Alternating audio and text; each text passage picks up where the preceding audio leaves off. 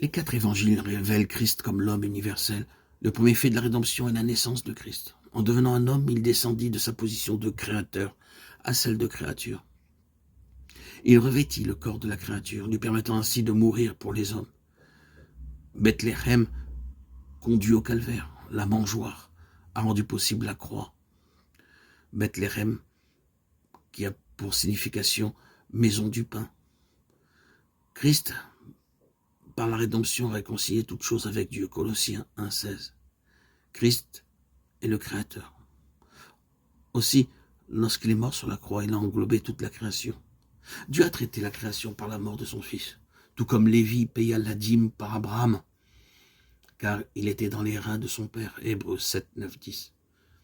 Ainsi toutes choses ont goûté la mort en Christ, en sorte que par la grâce de Dieu, Christ goûta la mort pour tous. Hébreux 2, 9.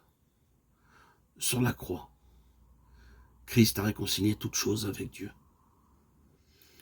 Il a voulu par lui réconcilier tout avec lui-même, tant ce qui est sur la terre que ce qui est dans les cieux, en faisant la paix par lui, par le sang de sa croix. Colossiens 1, 20. La rédemption accomplie par Christ ne s'arrête pas seulement à l'homme, mais elle s'étend aussi à toute la création. Bien que n'ayant pas péché de manière active, la création a été réconciliée avec Dieu par la rédemption. Par elle, Christ a accordé sa vie à l'homme. Christ non seulement a réconcilié tout avec Dieu, mais il a donné aussi sa vie à l'homme. La libération de cette vie vise à rendre l'homme conforme à l'image de Christ. Lors de son séjour sur terre, sa vie divine a été retenue dans son corps physique et est demeurée limitée à ce corps. Par sa mort, sa vie a été libérée.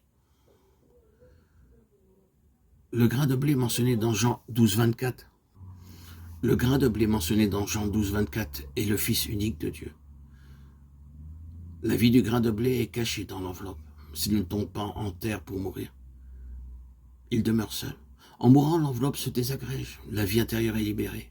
Elle produit beaucoup de grains, chacun d'eux portant l'image du premier.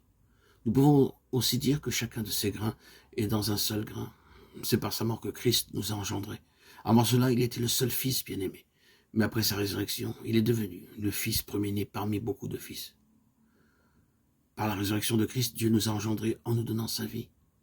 La rédemption accomplie par Christ ne s'arrête pas seulement à l'homme, mais elle s'étend aussi à toute la création, bien que n'ayant pas péché de manière active, la création a alors été réconciliée avec Dieu par la rédemption. Par elle, le Christ a accordé sa vie à l'homme. Christ non seulement a réconcilié tout avec Dieu, mais il a donné aussi sa vie à l'homme. La libération de cette vie vise à rendre l'homme conforme à l'image de Christ.